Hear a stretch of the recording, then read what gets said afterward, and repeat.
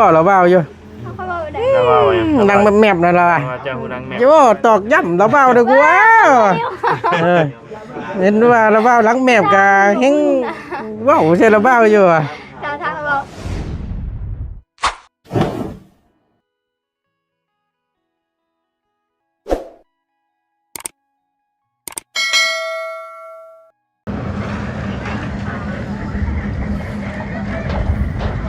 มาบ้านนี้พี่น้องเลยเปิดคลิปเปิดภาพมีบ้านนี้จังได้รถล่างก็คือจังหวะมาหลายแต่บ้านเนี่ยจอดสุรุ่ยราบราบอยู่เตรียมการสิไปทั้งไหนเด้เนาะจักรยานดิจักรยานบ่พอได้มีดอยู่ในก้นรถแล้วอีกวะที่ไปเสียดีหน่อยเนาะคือตะเก้าคือบ่เห็นรถจอดลายปานนี้แขกคนก็นั่งเต็มอยู่ตารางพวกนั้นน่ะพี่น้องเอ้ยโหเดี๋ยวมีงานประจักษ์ลอกกันนี่หน่อย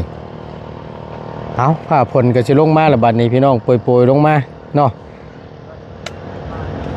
ไปเดี๋ยวเข้าไปทักทายถามมึงก่อนว่ามันมีเวียกมีงานแบบใดนี่พี่น้องเลยเนาะเอาก่อนอื่นพี่น้องกราบสบายดีและสวัสดีเด้อพี่น้องสบายดีกันเบิดสู่ขู่สู่คนบ่ว่าสิอยู่ในและก็ต่างประเทศก็ยินดีต้อนรับเข้าสู่ช่องประธานป้องชาแนลคือเก่าพบเจอกันเนาะปลากล้วยยังคืองามแท้นี่พี่น้องเลยเบิ่งมีแต่เครื่องงามเปิดขายแล้วบ่นี่เนาะตึงคักตึงแน่ดิพี่น้องชุกค่าเครือเลยตัวนี้2 4 6 8ของไผนั่งของพ่อไก่เอาไปขายบ่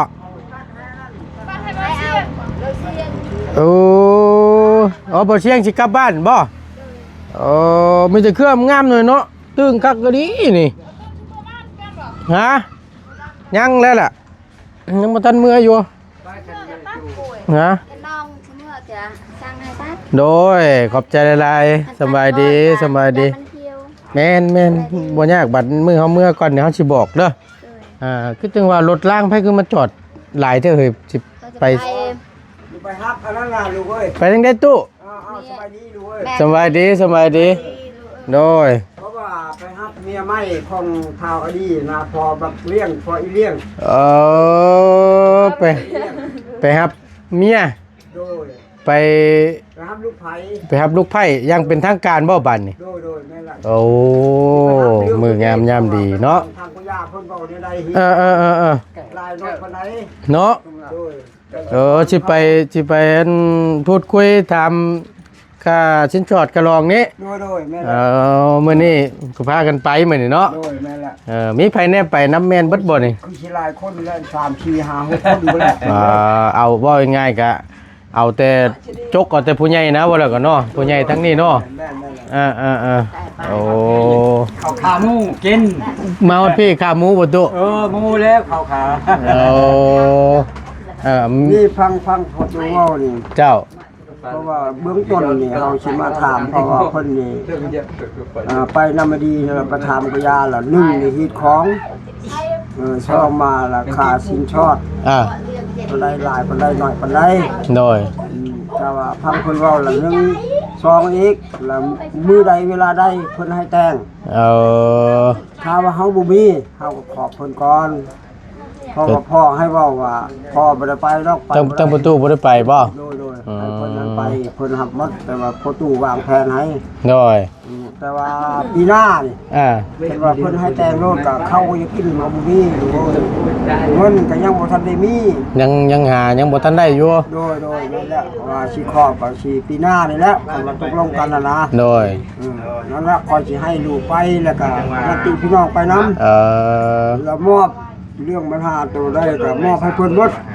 ประตูนี่ที่รถบ่ได้มันเจ็บแอวเจ็บแมวว่าลำไย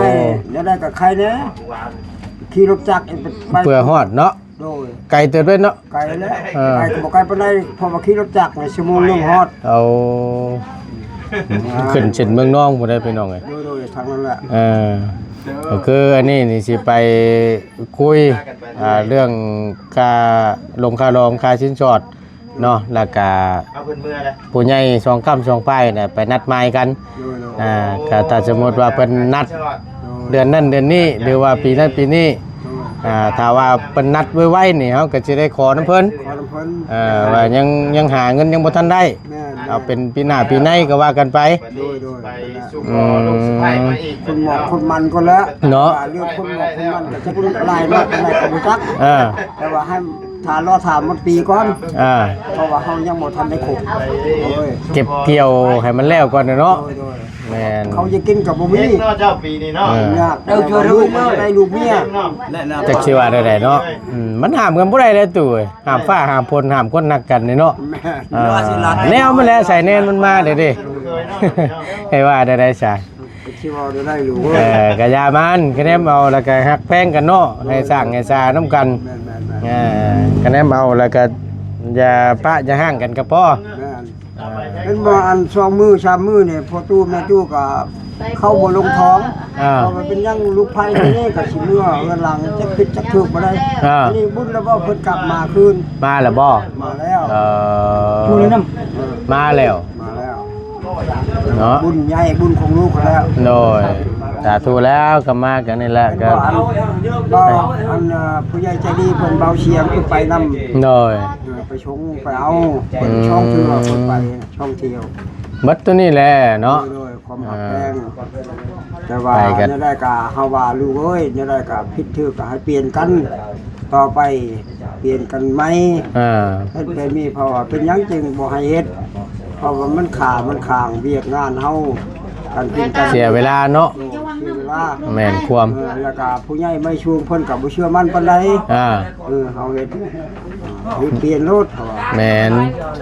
มันก็บ่ดีหั่นแหละเฮ็ดมันก็เนาะแต่ว่าธรรมดาคนนี่มันต่างพ่อต่างแม่ไปอยู่นำกัน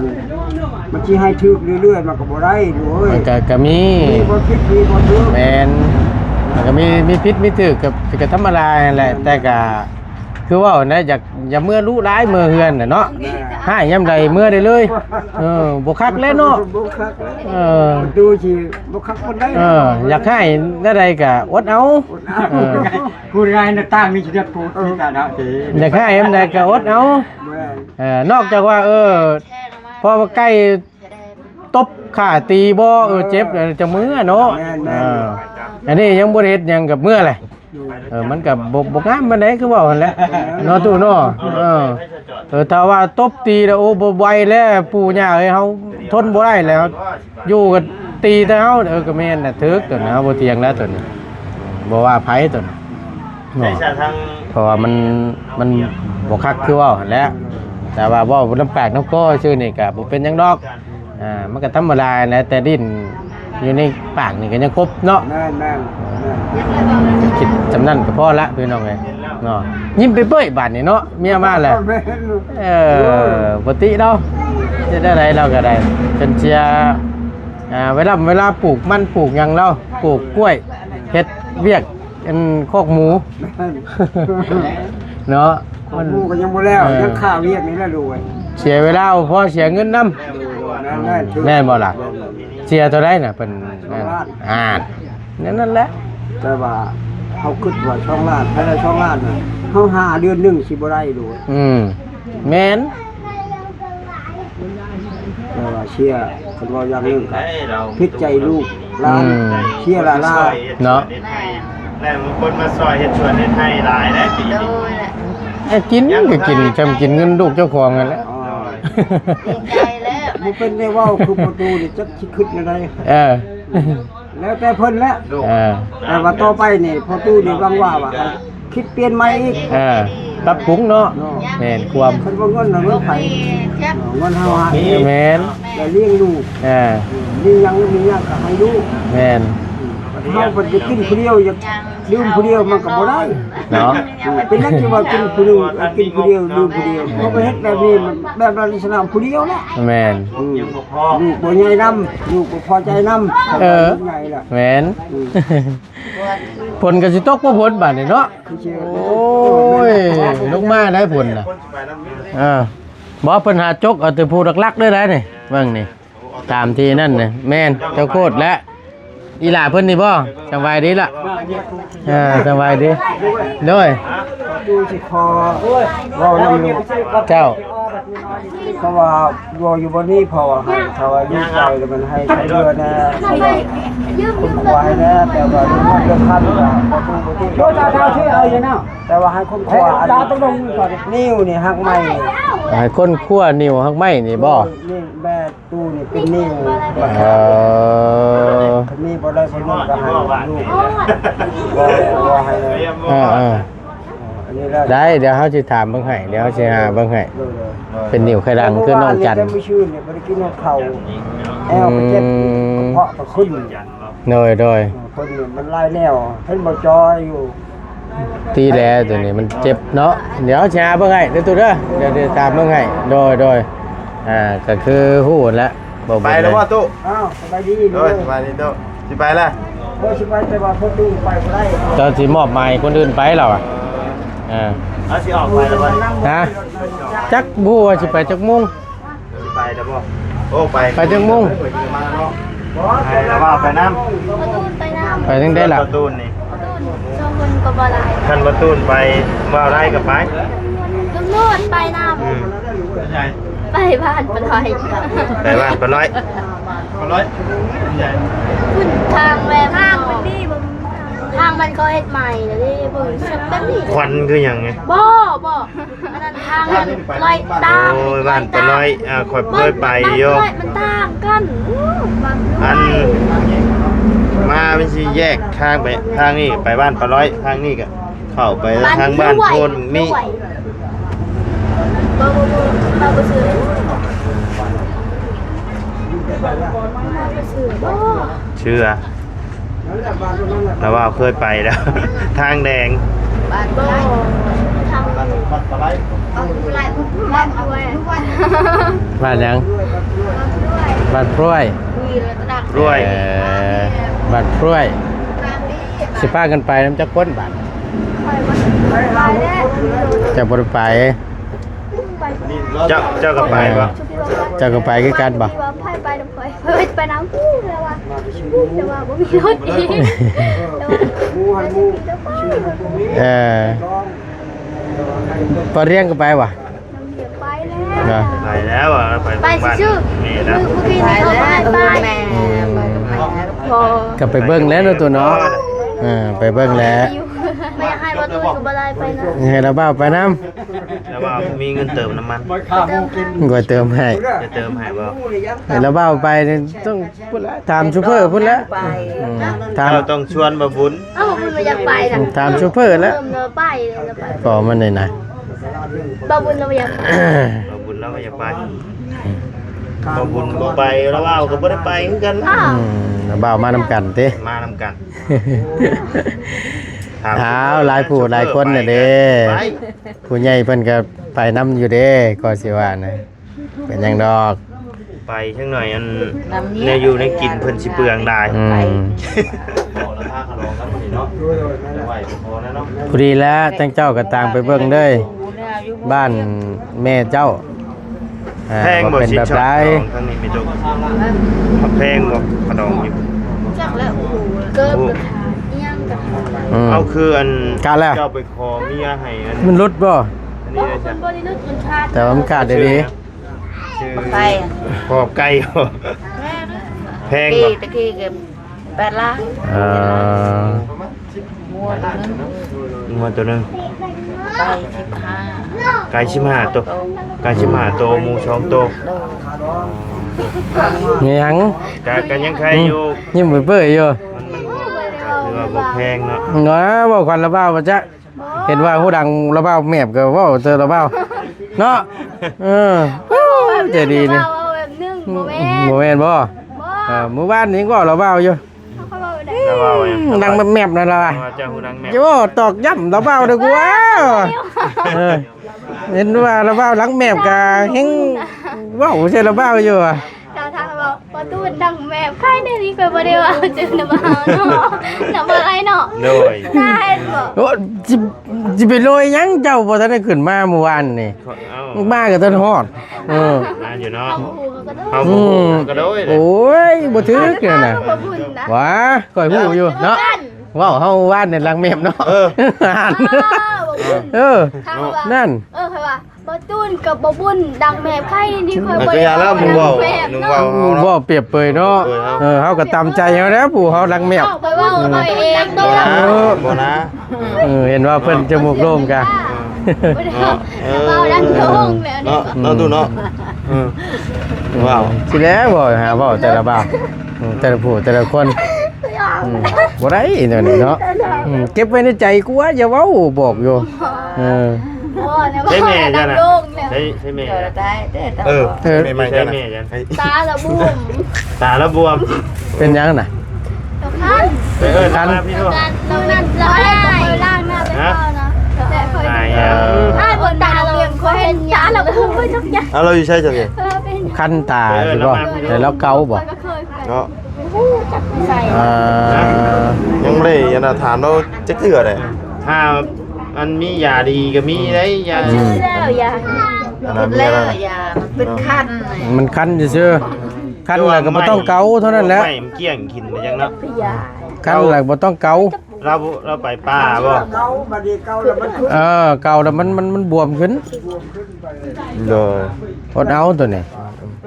เอามาเบิ่งดูหางเถื่อมีทั้ง FC เพิ่นแนะนำแนวดีๆมาก็มีใช่เราอยู่ที่แนวแก้แนวหยังเราอยู่ใช่ อันตะขันไทยเดี๋ยวพ่อเนี่ยกิน เราญาติ วิสัยล่ะ ยิงย ญาติหยังไง ำตะ ยังไงเดินทางยังไงเดินทาง พอเจ้าได้ใช่ล่ะ ไอ้ พอเจ้าไปยังได้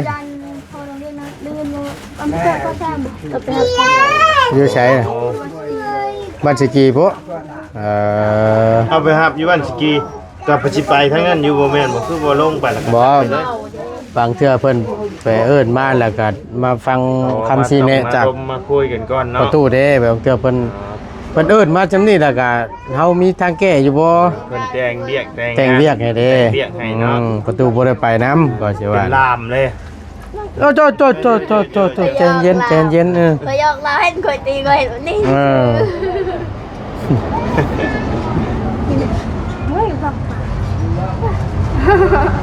ว่าจักเป็นอย่างดีบาทนี่พี่น้องเอ้ยแล้วว่าสุดท้าย ก็ว่า เคย เจ้าเคยเป็นบ่แบบว่าไปเป็นลามทั้งผู้ชาย ยัง ประตูเนย โชคดีข่อยนะ โคตรอันลำบากเลย ไม่อยาก เอาเป็นลาม เดาให้กินนี่ก็ต้องได้กินให้เบิดได้เป็นทอกทิมนี่ก็โอ้พิษเพิ่นอีก โอ้โหภูมิใจได้ก่อน อีก ช่องตอกบาทนี่ ช่องจอกช่อง โอ้ยอม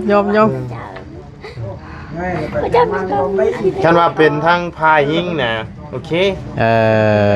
พั ทั้งพายชายนะโอ้เรียบร้อย ภูมิใจด้วยติเอ้ย ใจด้วย แม่นอยู่เกียรติครองบ้านเมืองเขา เราจูนกับอะไรกิน เมาวันนี้ โอ้แต่ว่า เป็นทั้งพายยิงนี่ทั้งยี่ซื่อๆอะ เก๊กเงินเด้อติ แบบมาแต่กะถ้ากับไปบอกเพิ่นได้บ่ท่านั้นท่านี้ทางนั้นมาขอผ่านเฮาแหละเฮาก็ไปบอกเฒ่าแก่เด้ น่ะ เฒ่าแก่เพิ่นก็ว่าคันได้เพิ่นก็ว่าได้เฮากันไปบอกทางนี้อีก ต่ออีก ทางนั้นกับถือคันหามาย่อถ่ายอยู่แล้วทาง เคย ถ่าย เค ชาย ย เคยได้แต่เนาะ เคยแล้วอ่ะ ยอมข่อยน่ะยอม ถือคันหามา แต่ รอ ว่า อยู่แล้ว เตรียมแล้วรถจะคัน1 2ตัวก็ไปบุยไปบ่ฮะไปแล้วไปหับพี่นางมาช่างว่าแท้ ไปก็ไปเลยรถบักหลายคันเนี่ย ไม่ว่ากันหรอก เนาะ อืม ไปเบิ่งเลย เมาไปก็ได้ไปน้ำไปน้ำกินข้าวเลยล่ะมันบ่ได้ชุดขาดเนาะนะจะมีกันสิมีแต่ว่ามีแต่ โอ้ว่าไปหน้ามีรถเนาะ ยังจะเจ้าบัดนี้เนาะ เจ้ากะว่าไปได้มีรถใหญ่เจ้ากะ ทุกคน มีแล้วเนาะก็ยัง มีแต่รถจักรกันแล้ว น้องเลี้ยงเพิ่นตอนนี้พี่น้องเอ้ย มันบ่พอบ่ในวันใด เอาคนเฮาอย่าพึ่ง ฮะ บังได้ จะค้นไปทั้งเบัดทั้งมวลนั่นน่ะนะ ต้องมีบัง จะค้นล่ะเจ้าก็ไปบ่สุกิ เอาบ่มีตอนนี้เขาอาจจะมีต เป็นอะไร เขาหาเงินหาทำได้ บ่ เอา สุดท้าย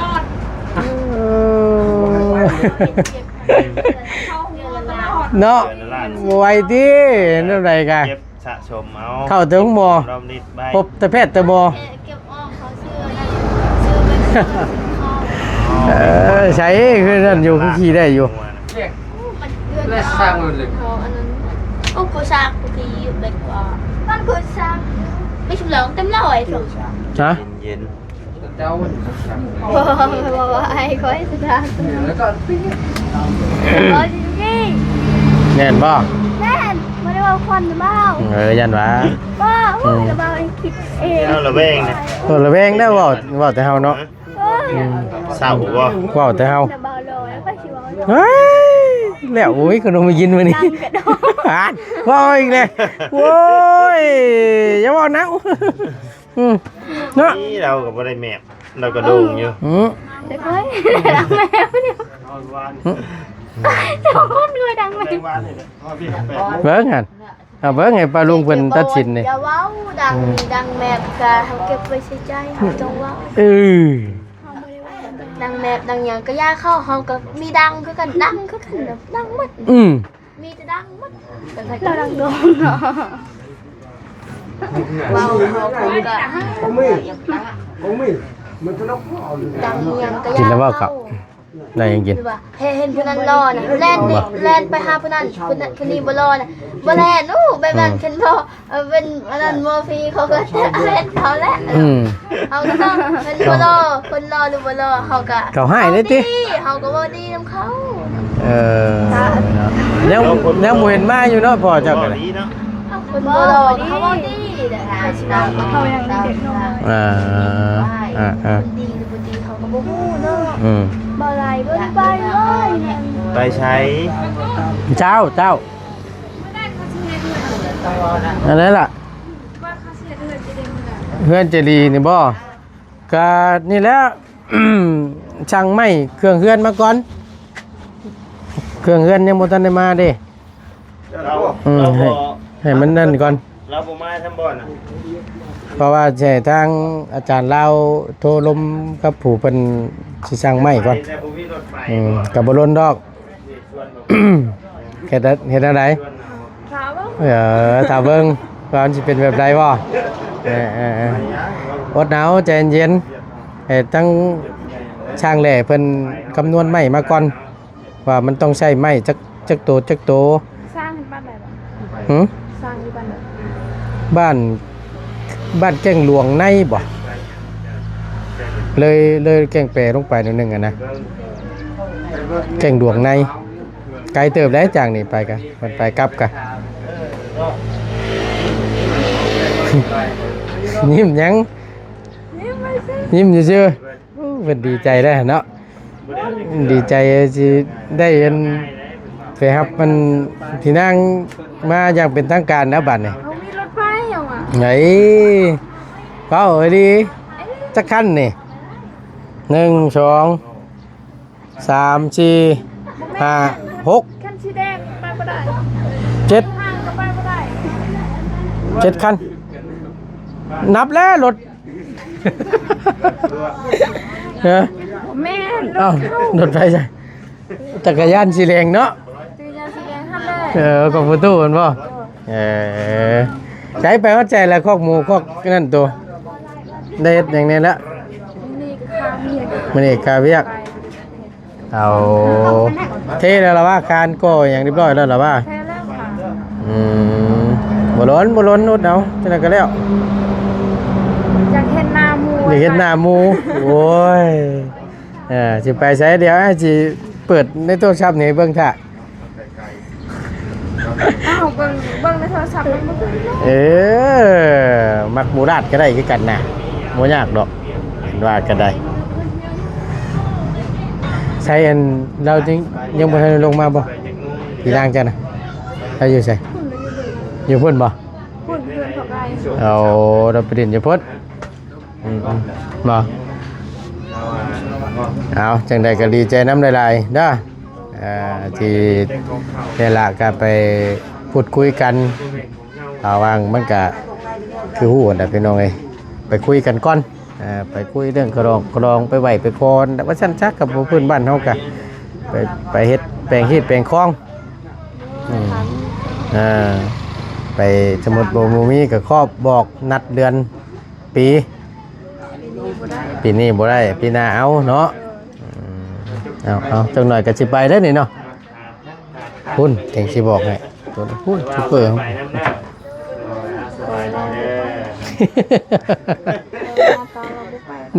หน้าห่างหน้าตาบ่ไปแล้วคนเล็กเราเรามีเงินเติมน้ำมันยุ่งไว้บาทนี้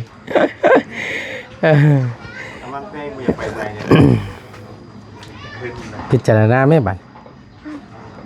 เข้ากับบุมีกัน